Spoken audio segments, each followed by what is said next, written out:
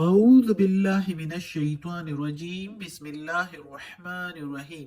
سب video دیکھنے اور سننے والوں کو السلام علیکم۔ ہمارے چینل کے پیارے ویورز، آج ہم تلاوت کریں گے سورہ توبہ کی آیت نمبر 48 اور 49،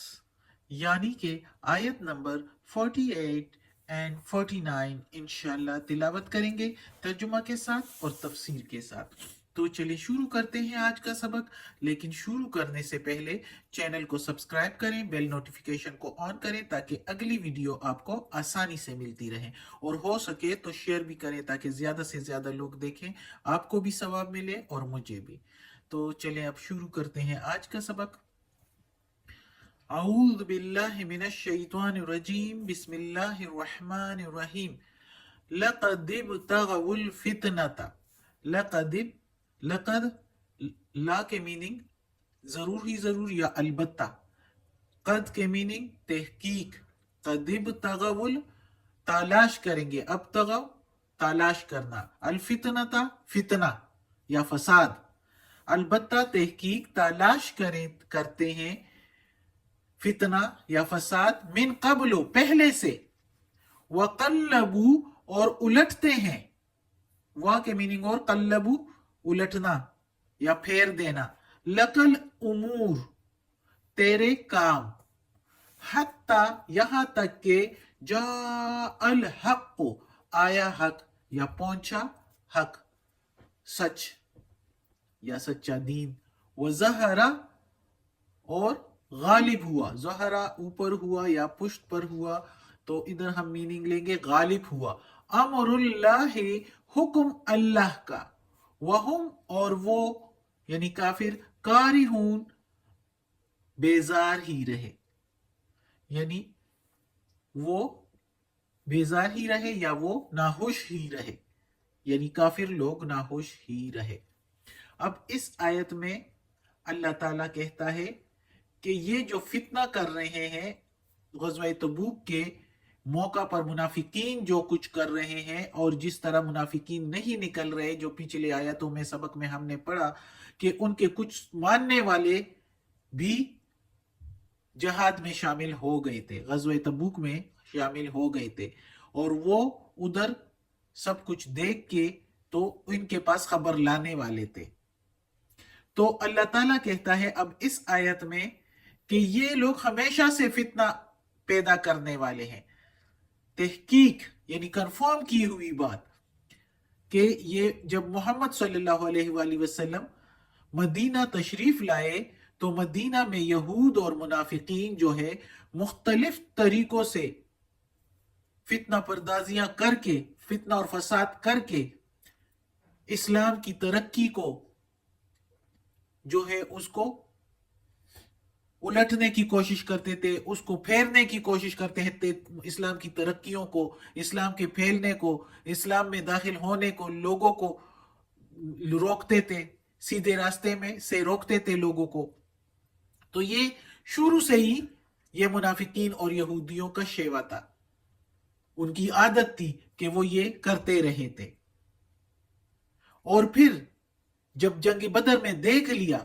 کہ مسلمان کس طرح غالب آ گئے اور ان کا کس طرح ڈھاک بیٹھ گیا ساری دنیا والوں پر، سارے قبائل پر، تو پھر جو مدینہ میں منافقین تھے، اسپیشلی جو عبداللہ بن ابی اور اس کے ساتھی، تو وہ کہنے لگے کہ اب تو ان کا رکنا مشکل ہے، ان کو روکنا مشکل ہے۔ تو پھر ان میں سے کچھ لوگ جو ہے برائے نام کلمہ پڑھ کے مسلمان ہو گئے تھے، ڈر کا کے، خوف کا کے، لیکن دل سے ان کا غیظ اور غصہ کم نہیں ہوا۔ وہ پھر بھی جب مسلمانوں کو کوئی تکلیف پہنچتی تھی تو اس پر خوش ہوتے تھے، اور جب وہ کوئی فتح یا کوئی ترقی کرتے تھے تو اس پر جو ہے وہ غیظ اور غصہ کھاتے تھے۔ یہاں تک کہ جب جنگ احد پر جا رہے تھے تو آدھے راستے سے عبداللہ بن ابی اور اس کے ساتھی واپس ہو گئے اور مسلمانوں کو اس طرح چھوڑ دیا، لیکن اس پر کوئی پرواہ نہیں مسلمانوں کو۔ مسلمان پھر بھی اگر ان کو کچھ نقصان ہوا کچھ لاپرواہی کی وجہ سے، لیکن پھر بھی ہارے نہیں، دور تک کافروں کا، مشرکین مکہ کا پیچھا کیا اور وہ بھاگے، کوئی مسلمانوں کو شکست نہیں دی، بلکہ مسلمانوں نے ان کا پیچھا کیا اور ان کو دور تک بگایا، اور ان کی ہمت نہیں ہوئی کہ وہ دوبارہ پیچھے مڑ کر دیکھتے۔ تو یہ حال تھا مسلمانوں کا، اور اللہ تعالیٰ نے حق کو ہمیشہ غالب کیا، اور حق جس طرح غالب ہو کر رہتا ہے اور باطل کیسے اس کے مقابلے میں ذلیل اور رسوا ہو جاتا ہے اللہ کے حکم سے۔ تو اللہ تعالیٰ کہتا ہے کہ اللہ کا حکم اور اللہ کا پیغام اور اللہ کا دین ہمیشہ غالب ہی ہو کر رہے گا، اور چاہے وہ کافر لوگ ناخوش ہی رہے، بیزار ہی رہے، اللہ کو اس کی کوئی پرواہ نہیں۔ اگلی آیت ہے وَمِنْهُمْ مَنْ يَقُولُ، اور ان میں سے کوئی کہتا ہے مَنْ يَقُولُ اُذَلِّ، رخصت دیجئے مجھ کو، یا اجازت یعنی جہاد میں نہ جانے کی رخصت دیجئے مجھ کو، کوئی کہتا ہے وَلَا تَفْتِنِّي، اور نہ فتنے میں ڈالیے مجھ کو۔ اللہ سن لو، اب اللہ تعالیٰ کہتا ہے، یہ تو اس بندے نے کہہ دیا، اب یہ اللہ تعالیٰ کہتا ہے سن لو یا خبردار۔ اللہ کے میننگ فی الفتنۃ، فتنے میں ہے، سقطوا پڑ چکے ہیں، فتنے میں پڑ چکے ہیں، وَإِنَّ، اور بے شک، جہنم، جہنم، لَمُحِيطَةٌ بِالْكَافِرِينَ، احاطے میں لے کر چکے ہیں کافروں کو، گھیرے میں لے چکے ہیں کافروں کو، جہنم کی آگ۔ اب اس آیت میں اللہ تعالیٰ کچھ منافقین کی بات کر رہے ہیں، اور اسپیشلی ایک منافق جس کا نام روایات میں آتا ہے جد بن قیس، اس نے کہا اس غزوہ تبوک کے موقع پر محمد صلی اللہ علیہ وآلہ وسلم سے کہ حضرت مجھے تو یہی رہنے دیجئے، میں حسن پرست ہوں، اور میری قوم اس بات سے واقف ہے کہ خوبصورت عورتوں کے دیکھ کر میں صبر نہیں کر پاتا، اور روم کی عورتیں بہت حسین ہوتی ہیں، میں انہیں دیکھ کر دل پر قابو نہ رکھ سکوں گا، تو مجھے وہاں لے جا کر گمراہی میں نہ ڈالیے۔ یہ اس منافق کے الفاظ تھے، اور یہ الفاظ کہہ کر وہ اپنے کفر پر جھوٹی پرہیزگاری کا پردہ ڈالنا چاہتا تھا۔ لیکن کیا پردہ ڈالتا؟ اللہ کو تو سب کچھ معلوم ہے، وہ تو پہلے سے ہی گمراہ ہے۔ اللہ تعالیٰ کہتا ہے